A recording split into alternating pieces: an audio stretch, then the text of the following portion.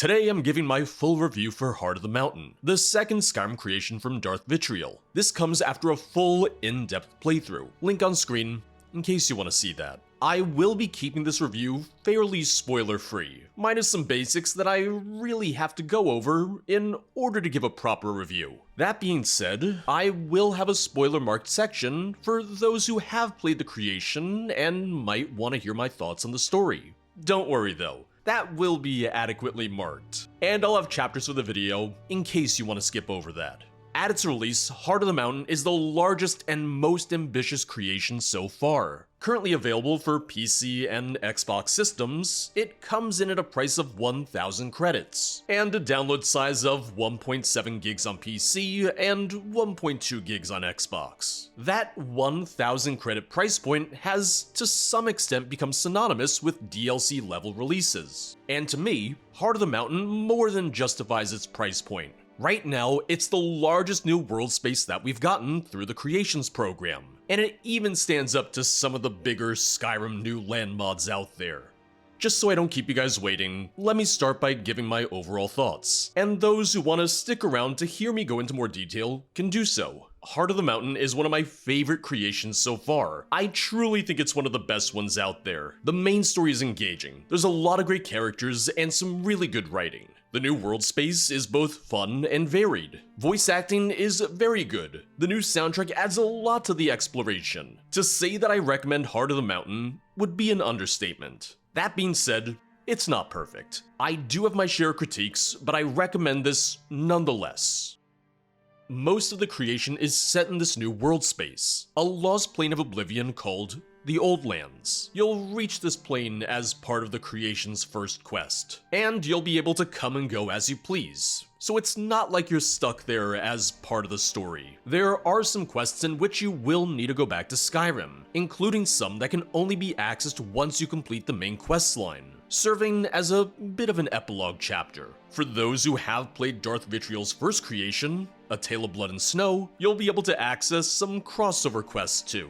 The Old Lands is split into 3 distinct biomes: the forests, swamps, and desert. And each of these zones provides us with different dungeon types, enemies, and gear. The amount of variation here really helps to make each zone stand out. The Argonian Zamir dungeons come as a new tile set developed for the creation, but has also been made available on the Nexus as a resource for anyone looking to use it for their very own mods. The Desert Ruins wound up being some of my favorite dungeons across the creation, with one of the reasons being that they had their own mini-quests once you entered them. In total, there's just over 40 dungeons, a few of which are located back in Skyrim proper, but most of them are in the Old Lands. Some of these dungeons do feel a bit more basic: abandoned mines, small caves, stuff like that. I think they work well to help fill in the world space, but I do wish more of them maybe had some minor quests or objectives. But I have a feeling that their inclusion was at least partially to have some locations for the new Radiant quests. And while some of these side dungeons weren't quite as exciting, I did find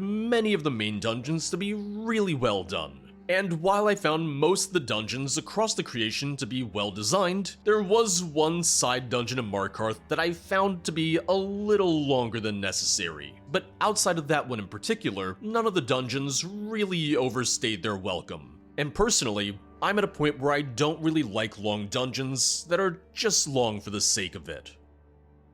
Combat-wise, and enemy-wise, I think there's a lot here that was really well done. I don't think I could count how many new enemy types were added here, but it's a lot. Like I said, they did a great job at populating each biome with their own enemy types. The Dromothra in the desert, the Vorplasms, drowned, and monsters in the swamps, the vampires and shades in the haunted forest. For those who have played ESO and some of its expansions, many of these creatures will feel familiar. Difficulty-wise, I found this to be incredibly fairly balanced. And this might even be something that you can play earlier on in a playthrough. In my case, I went in with a high-level character with pretty good gear, and wound up swapping to armor and weapons that I found in the creation, as well as bumping up my difficulty to expert. Even on that higher difficulty, it never felt too hard, but it did become a pretty decent challenge for some later stages in the main story. One thing they did really well was implementing unique boss fights and encounters, with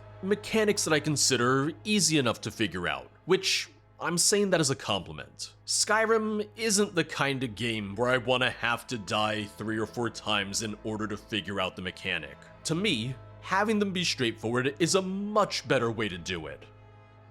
Heart of the Mountain comes with a decent amount of new gear, which, once again, is spread across its different zones. The Dramathra gear from the desert, the Vaskrona armor and weapons from the swamps, and a couple sets that feel reminiscent of Morrowind's Buoyant Armiger armor. I found Dramathra gear pretty early on and wound up using that for a while. I really like the look of this set, but I did note that the arms and legs were retextured steel plate armor, while the cuirass and helmet were instead completely new models. The new weapons here were really well designed.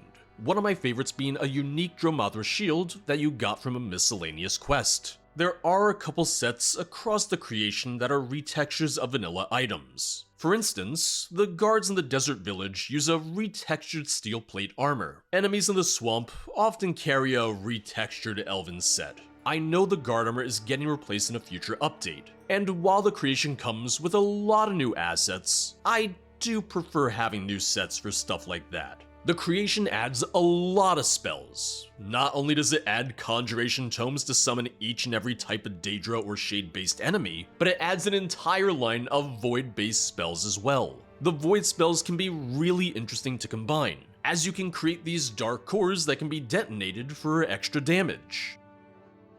Very early on in the creation, pretty much as soon as you get to the Old Lands, you'll meet a new follower named Audrey, a sentient doll who becomes a required component for the story. You won't be able to dismiss her until you complete the main quest, with part of that being due to her involvement in it. Audrey as a follower is ultimately gonna be incredibly divisive for people, and for some, might even be the reason why they choose not to get this. Personally, I really liked what she added to the creation. Not just her connection to the story, but also serving as a guide to the Old Lands, in order to help you get a lay of the land and understand it better. She might feel a bit out of place to some, but I like that she looks and feels so different. She's meant to stand out and feel foreign. Her voice acting can feel a little flat at times. Sometimes it works well, other times it can feel a little odd. I will say that I did like Audrey more once I disabled some of her commentary. She would still comment on dungeons, locations, and quests, but she wouldn't repeat her standard lines as much. But there were still a few that slipped through and repeated again and again. One thing I'll add is that quite a few of Audrey's lines are being re-recorded, which will address that vocal fry that you hear in some of her dialogue. But Audrey is only one of the followers available here. She is required for the main story, and she will be the most fleshed out, but there's a couple others to find in the creation. And the author's adding marriage options for some of these followers too. I think Heart of the Mountain is a very well-written creation, but some of its quests feel a little basic in terms of gameplay. The main story has some of the more unique and interesting quests, whereas the side quests are the ones that tend to feel a bit more basic. To me, it feels like there was quite a bit of emphasis on the new Radiant quests, which, by default, you need to complete 5 Radiants from each of the 3 quest givers in order to unlock their more unique quests. Radiants can be a good way to help direct players to new locations, but for me, after nearly 15 years of Skyrim, the idea of doing 15 Radiant quests for anything just doesn't sound very fun. Fortunately, you can adjust these numbers if you're on PC and use SkyUI. I bumped it down so I only had to do a total of 6, 2 Radiants per quest giver. The main story is where the creation really shines, and to me, it's the best part of the experience. Frankly, that's a good thing. I'd rather have a strong main questline and some lackluster side content than the other way around. I was really invested in the main story from start to finish. And while I found some of the side quests to be a bit lacking gameplay-wise, they never disappointed in terms of writing. There's a lot of great interactions with the NPCs. The quest givers always had interesting stories and dialogue. And in the end, that's what made me want to hunt down every single side quest that I could find. Story-wise, Heart of the Mountain is really steeped in Elder Scrolls lore, drawing a lot of inspiration from the Elder Scrolls Online. When I first started playing this, I wondered how well these lore inclusions might come across for someone unfamiliar with the MMO. I think most of it is explained really well for newcomers. There's one component from ESO's Markarth DLC that I think could have been explained a bit better. Granted, there's a lore book you can find that touches on it, but I think it would have worked better had it been discussed with NPCs. In addition to all these bits of lore, the author weaves in their own works. And one of the epilogue quests sets up for the basis for their next creation, teasing a curse known as the Glass. I wound up having to do a bit of research in order to see where official canon ended and where the author's own creations began. And I consider that to be a pretty good sign. One thing that I didn't cover in my playthrough, mainly out of fear that it might not be that interesting to watch, is the sheer amount of lore books added by the creation. These serve as a great way to learn more about the old lands, some of the creatures, names of the new deities, and so on. There's a ton to find, and the ones that I did read off screen were really well written. But we're now moving into the spoiler-focused part of the video. Really, this is gonna be best for people who have already played the creation and might want my thoughts on the story in particular. If you want to skip this, pause here and check the chapter markers in order to skip ahead. Just a warning that there may be some spoilers in the comments section below, so just be aware of that too. So much of the creation revolves around its main story, and that's why I want to talk about it, at least a little bit. Once I arrived in the Old Lands, I was hooked. Hearing all about the Old Blood, being asked to find a way to save everyone from it. I thought the narrative was really strong, and was overall really well paced. They didn't drag out the main story. You ring the bells, go into the palace, defeat the Hollow Princess, and then head off for Rukar. You're not really stuck doing anything in the main story for too long. Even the Hollow Palace, which I was worried was gonna be way too long, felt really good in terms of length. I did wind up getting spoiled for the Old Blood being tied to a mutant history, which was due to me doing certain side quests before getting to the Hollow Palace. I didn't even think much of that reveal when I saw it from those side quests, and it wasn't until someone in the comments mentioned that that was the big reveal from the palace that I realized that I was being spoiled. This reveal is being adjusted for a future update, but it did take away from what was supposed to be one of the big twists. I do wish that we maybe had more of a build up to Audrey's reveal. Maybe if there had been some hints along the way. Even with Rukar, I personally didn't feel as though there was much pointing to him being the bad guy, and being asked to guess who Audrey's evil creator was, it wasn't like I was making an educated guess. I picked Rukar because he was the one that I interacted with the most out of the entire list of options. We do learn more about Rukar and his motivations through the notes scattered throughout his lair, but I think some of that could have been more impactful had it been done through dialogue. Whether it was him yelling at us as we went through the cave, or even if we encountered some other failed constructs, who then told us all about his plans. Compared to the Hollow Palace, chasing Rukar felt a little anticlimactic, and while I don't think he should be as challenging as the Hollow Princess, I almost wish there had been a little bit more to that showdown. Now, I could accept Audrey being a talking magic doll that followed us around. There's plenty of artificial constructs in the Elder Scrolls universe, but they did lose me a little bit with Vix being a small fox girl, non-talking doll. Personally, it's just not the vibe that I'm looking for in my Skyrim. Audrey worked well enough. Vix, not so much. So I just chose to dismiss her rather than have her follow me at all. While I was playing, I did have a few times where I started imagining what it could be like if there were some new mechanics or features. I mentioned the idea of there being different endings, including a bad ending, where people aren't cured of their dependency on the Old Blood, or another ending where Audrey turns on you if your reputation with her is low enough. But there's really only the one ending to the creation, so I think some additional choice and consequence could add to the replayability here. During my playthrough, I did mention the idea of becoming addicted to the Old Blood yourself, but apparently that was a real pain to get even slightly working. without being way too much of an imposition on the player. That's probably one of those things that sounds fun in theory and not so much in practice. Whether it was vampirism in Oblivion or lycanthropy in Skyrim, I always want to cure myself of anything like that, sometimes getting annoyed by the process to do so. It very likely would have been the same had we gotten a blood curse. And the funny thing is, we do get a bit of a curse in this too, in the side quest with Calaric's Brood. While I wanted to get rid of those parasites as quickly as possible, I kinda wish the quest for this had been a little longer, or had maybe been a little more involved.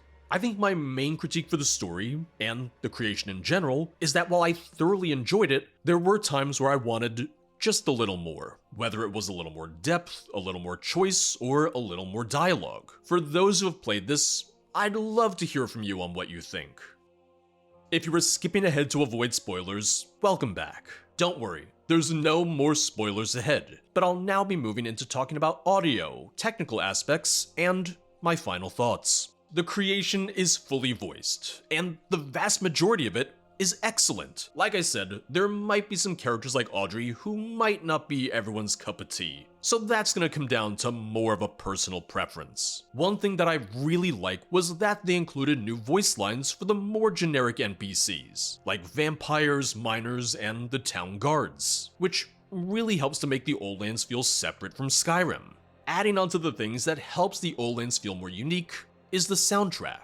A full custom soundtrack that spans almost 2.5 hours in total. This includes exploration tracks, battle themes, and more. This was another way that helped make the different zones stand out, since you'd have different tracks for the desert and its dungeons versus the swamp and its Zanmirs, or the forest and its Iliad ruins. Now, let's talk bugs, glitches, and all manner of technical things. Because I played this on a pre-release build, and was using that save as I continued my playthrough, I did run into some minor hiccups, but nothing that ever prevented me from completing any quests. There was one side quest where I hit a bug where the objective didn't update, but I found that quitting the game and starting it up again got it working. Turn it off and on again is a good troubleshooting tip for a reason. Outside of that, there was only one time where I had to use a console command, which was in the final quest and is due to the way that Skyrim handles scripts on existing saves. Even without using this console command, I was still able to finish the quest, albeit the final boss didn't spawn in, but the quest stages still progressed properly even without them. Throughout my full playthrough, I never experienced a single crash, and there were only a couple times in which my frame rate dipped. Although that was much more likely due to my use of community shaders than being a part of the base creation itself. The rest of the bugs that I found were really minor, almost all of which should be fixed by the time that you watch this. A couple instances of mismatched textures, generic NPC lines not playing properly, little things like that. I reported everything that I found, and I even helped to test a couple of the fixes too.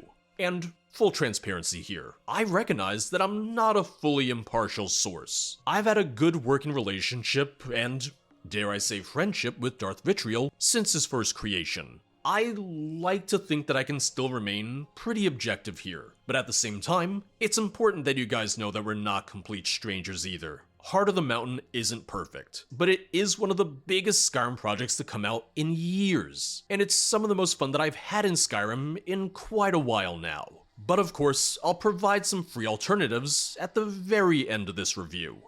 Knowing that their first creation got some updates, and that they've been spinning up patches as quickly as Bethesda can QA them, I can see Heart of the Mountain being even better in 6 months from now, a year from now, and so on. Don't expect it to be unrecognizable from its current form, but I know there'll be some improvements coming. The upcoming patch 3 includes a more unique final boss, an additional section to one of the major dungeons, and more. I've been talking to the author quite a bit, and have even made some suggestions for these future updates. Who knows? Maybe I'll get to see some of my ideas come to life at some point. At 1,000 credits, I think Heart of the Mountain is more than competitive with other creations at this price point. This gave me 18 hours in total, and that was with me cutting down the number of Radiant quests that I had to do. I think you'll get the best experience on PC with the ability to adjust some things like that, but I feel like that's often the case in modding.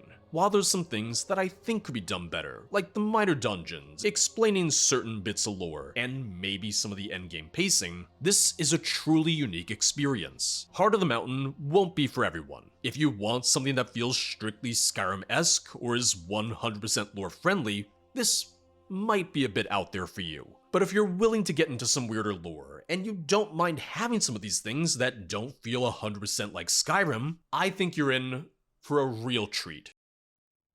Now, if you're looking for some free alternatives, there's a couple that I have in mind. These are quest mods that'll give a slightly similar tone and experience, but they won't be the exact same thing obviously. But to me, they're the next best thing. First up is Vigilant by VICN. One of my favorite mods of all time. This is a really lore-heavy mod, in which you join the Vigilant Estendar, starting off with dealing with smaller Daedra worship, and building up to a massive new world space, with interactive memory sequences, multiple endings, and so much more. It does take some creative liberties with lore in order to tell its story, but it does so in a way that I really enjoy. The way that I often describe it is that it's like you're playing a Greek tragedy set in Elder Scrolls mythology. And if you're already a fan of Vigilant, you may want to check out some of VICN's other mods. Just keep in mind that Vigilant is the only one that's both fully complete and has a fully voiced English translation. My other recommendation today is Beyond Reach, which serves as another new world space, albeit largely in Tamriel, with a darker story revolving around High Rock politics, the Reachmen, and the Daedra. And while it's not a Skyrim mod at all, if you like some of the lore from this, the Dramathra, the Zamirs, Namira's Darkheart, and so on, check out the Elder Scrolls Online. I've been playing for over a decade now myself, and while it's not gonna scratch that Skyrim itch for many, I really enjoy many of the quest lines and zones. But that's gonna be all for today. As always, thank you for watching. If you'd like to support the channel, check out the Patreon or the YouTube memberships, both of which get early access to most new videos, such as this one, as well as access to the Discord server. And if you'd like to see me play something other than Skyrim, make sure to check out the streams at twitch.tv/0periodproductions. I'll see you guys next time. Bye bye.